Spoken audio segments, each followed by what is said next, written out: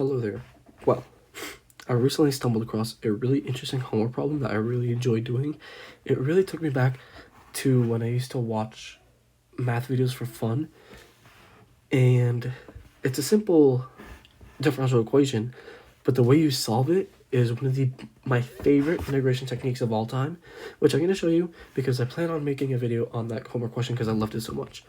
So the integration technique I'm talking about is integration by imagination. So pretty much you have a f of x, the integral of f of x of dx, and then you just do that in your head. That's it, video's over. I'm just kidding. So the actual way to do integration by imagination. So suppose you have a function e to the x times cosine of x dx. This is a simple integration by parts. Might be easy if you know the DI method. The UdV minus VD, or UV minus VDU is not the easiest. You're going to have a lot of repeats, so it's best not to go this route. The DI method might be useful. However, if you know this technique, you actually can get through a lot faster. So this actually uses the imaginary definition of, or the definition of e to the ix, which, if you know Euler's identity, you know that is equal to cosine x plus I sine of x. And now when you have the real or imaginary of a function f of x, let's just say your complex number actually is just I plus 3. Your real part is just 3. And when you have the imaginary number, or imaginary unit of that same number, it's just equal to 1. Now that's important to keep in mind as we do this, because as you notice here, this cosine right here is just the real part of e to the ix. So we can rewrite this equation as the real part of the integral of e to the x times e to the ix dx, and then obviously close it off. Now, by power of exponents, we know this is e to the x plus ix. And now you have the integral, or the real part of the integral of e to the x plus ix dx. Now you can do a quick u substitution. I'm just going to do it right here. Let u equal x plus ix. You get du is equal to 1 plus I dx. And obviously divide by I plus 1. Get rid of that. You get dx is equal to di, or du over I plus 1. And then you just end up with the integral of 1 over 1 plus I e to the u du, and as we all know, the integral of that is just e to the u, which is just e to the x plus ix. And now we want to take the real part of that. Now, we want to rationalize this right here. Not rationalize it, sorry. You want to put the I on the top. Now, the way to do it is you multiply by the complex conjugate, which is the complex conjugate for any complex number a plus bi is just a minus bi. So we have z equals, and z star is equal to that, or z bar, which I'm just going to write as z star. Now, you want to multiply the top and the bottom of this fraction right here by 1 minus I. So we're going to have the real part of 1 minus I over 1 plus I times 1 minus I, and then multiplied by e to the x times e to the ix. And now we're going to just distribute this. This is 1 squared plus I minus I squared, which is this is just equal to negative 1. So that's a positive 1 right here. So I'm just going to rewrite that. So we're just going to, these cancel out. This is just a 1 plus 1, so this is equal to 2. So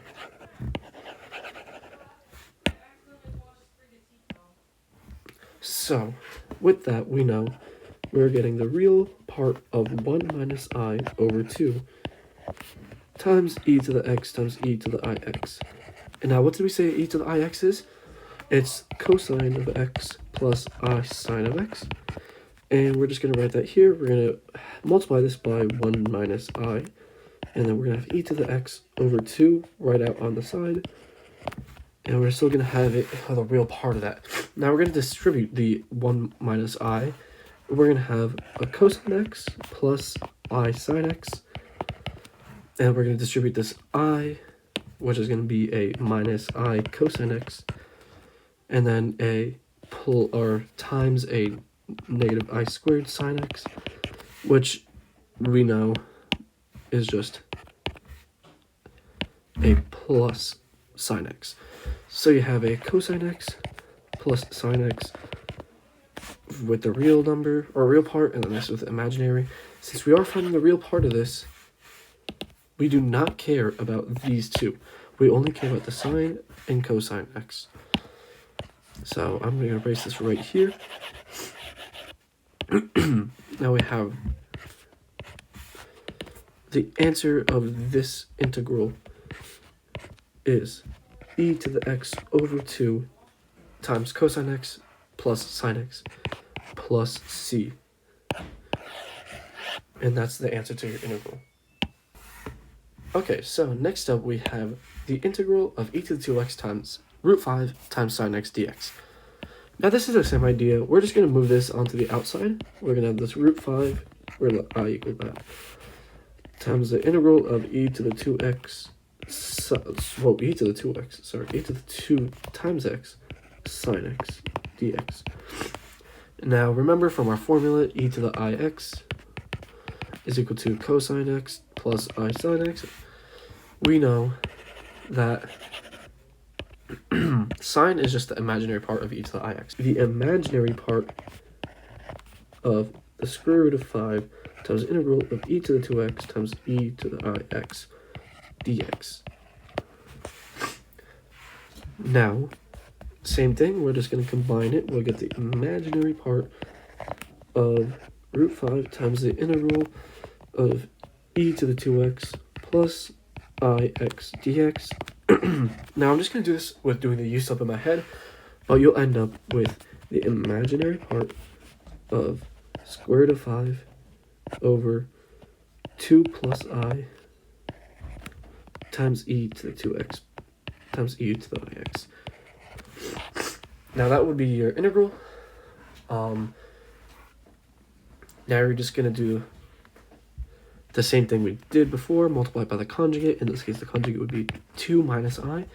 So we're going to have an imaginary part of square root of 5 times 2 is 2 root 5 minus I root 5, all of that over, so 2 squared plus 2I minus 2I plus 1 is 4 plus 1 is 5.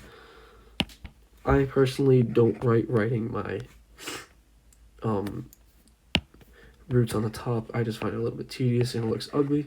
So I'm just going to rewrite this as 2 minus I over root 5. That is the same thing. Now, that's just going to be e to the 2x times cosine x plus I sine x. Now, I'm just going to rewrite this as the imaginary part of e to the 2x over root 5, 2 minus I times cosine x plus I sine x. And now we can distribute. Now we have a 2 cosine x, and we have a plus 2I sine x, and we have a minus I cosine x, and we have a plus sine x.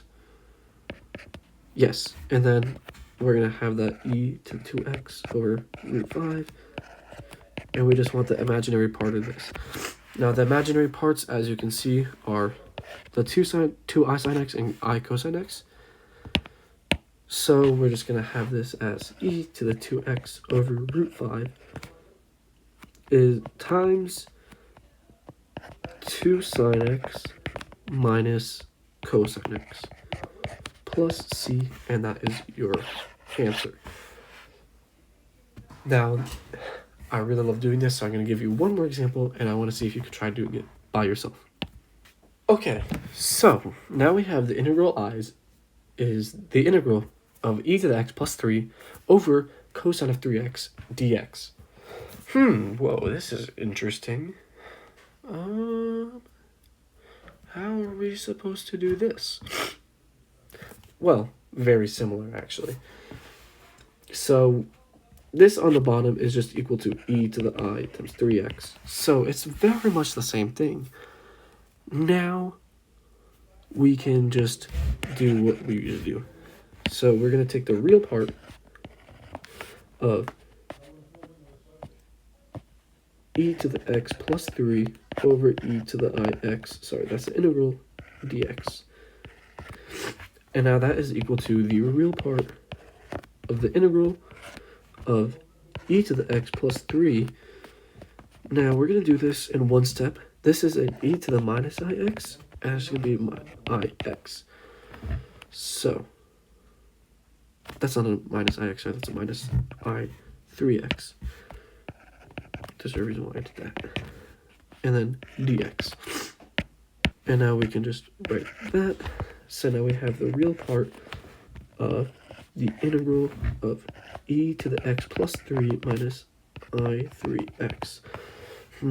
How can we simplify this? Well, so actually what am I going to do is we have this e to the x plus 3 minus I3x. Actually, we have two factors of x. We have an e raised to the x times a 1 minus 3i. Because we could take out an x over here, and then we have a plus 3. Now, with rules of exponents, this is the same thing as just saying e to this power times e to the 3, which we're going to be able to take out of the integral. Now, that makes things a lot easier. So, now we have the real part of the integral of, e to the 3 times the integral of x times 1 minus 3i dx. Now, that makes things a lot more simpler. Now we have the real part, I'm not going to remember, times the real part of e to the third power times the integral of e to the x over, I already messed it up, times the integral of x times 1 minus 3x, and, well, by exponent rules, we know that this is 1 over 1 minus 3i times e to the x times, or I'm just going to write this as x minus 3ix dx. Or not dx, sorry.